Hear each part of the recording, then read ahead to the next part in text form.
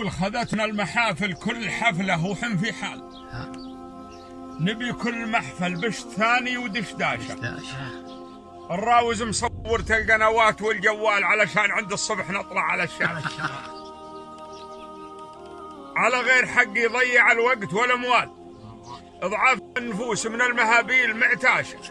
وغدا المجتمع ما بين شيخ ورجل أعمال وكثر الهبال وضاعت الناس في الطاش. وبعض العرب الله يمزين الأحوال على قد حاله، وهل الحفل غشاشه. يقولون هذا الشيخ وسلالة الخيال ومن لا يعرفه ما درى يحسبه باشا. وسر الليل كله شعر جازله وعشره هزال، وبرد الطعام وفرة القوم من حاشه. إذا صارت العقال في دبرة الجهال، فلا من غرابة تجد الناس من داشة. إذا شفت خاطي عود يرقص على الموال، وش أقول للي في مخابيه فش فاش.